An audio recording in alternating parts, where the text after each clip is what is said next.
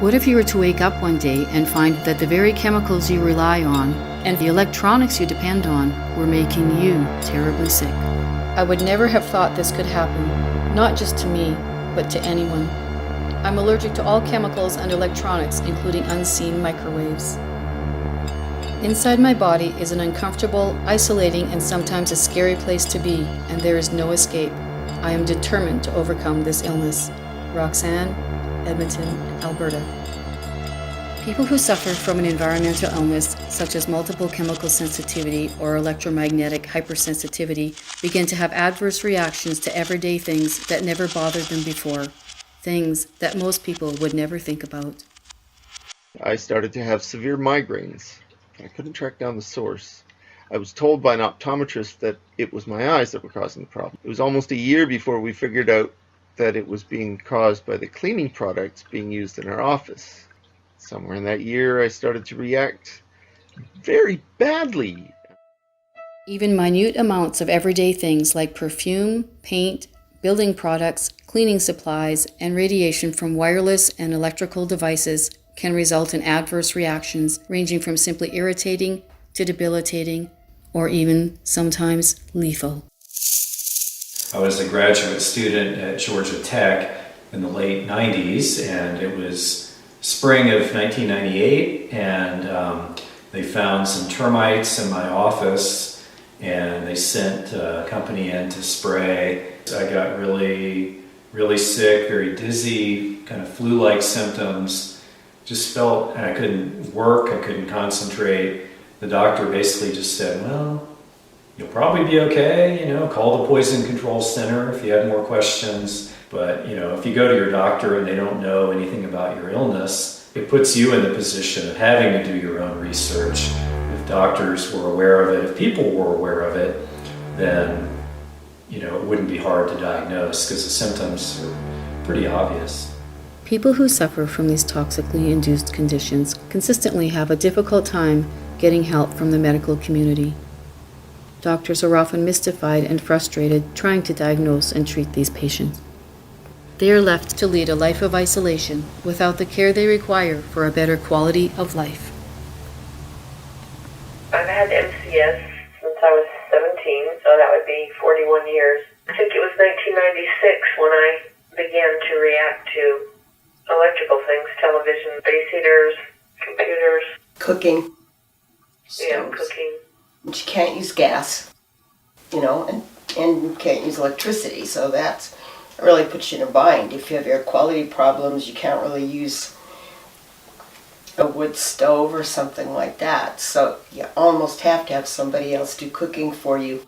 My spine is collapsing from osteoporosis, so it's hard to wash clothes, it's hard to make food. I can get services here where I am. I qualify here because the program is different than where I was before, but I don't have anywhere fit to live and I can't keep warm. So people say, well, which is worse? And I think, which is worse? Is it worse to live in housing that makes you sick and freeze to death, and you can get enough care that people can stay with you at night and stay with you in the day and help you with your needs? Or, is it better to be somewhere where you can have heat and you can keep warm and you're in a much milder climate and you have a better house, but there's absolutely no way to qualify within the state government system to get any kind of funding so you can have help?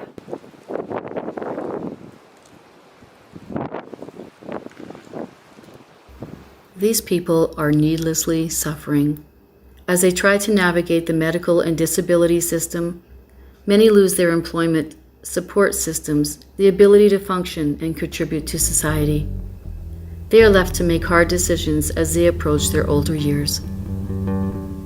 There are a lot of requests by people with this disease for advice about how to find a sympathetic doctor, because they want to be able to get medicine in advance if they can't stand one more winter, or if they can't stand one more blow to their health and stamina, they want a way out. That doesn't exist. Yeah, because of my level of chemical sensitivity, I could never live in like a nursing home or assisted care facility. The suffering that would cause me would, in my opinion, be worse than death.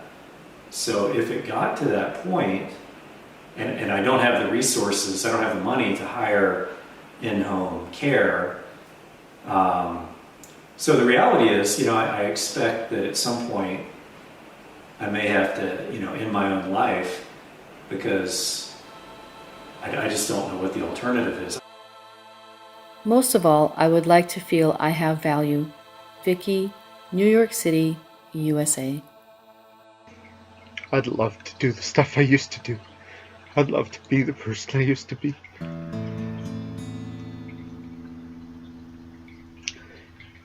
I know it's hard to be around me when you knew me before, and now I'm sick and I can't do the stuff I used to do. But it's still me. I'm still here.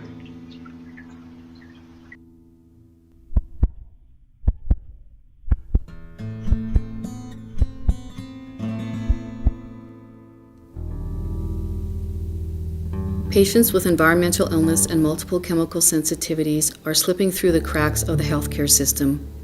The World Health Organization could save many lives from this tragedy by assisting with acknowledgement and education to aid in early diagnosis and treatment of this medical condition. Acknowledgement that comes with a proper International Classification of Diseases code would open the doors for medical institutions to recognize, gain resources for, and treat the disease at earlier stages, minimizing the chance of it becoming severe. The credibility of having an International Classification of Diseases code would encourage medical personnel, employers, and friends and family of sufferers to view the disease more seriously, maintaining a stable support system for those living with these conditions. I'm not a professional, and I can't help people except to say, yeah, I know, you really are going through this. It really is an illness, and it turns into a disability, and we got to get our feet on the ground and figure out how you're going to live your life now that this affects you. And I wish we did have professional helpers, rehab specialists and doctors and so forth, but we really don't. In a sense, it's kind of an underground population or underground disability. Ultimately, none of us are getting out of this alive, and I would just like whatever time I have to be as decent and dignified and healthy as can be.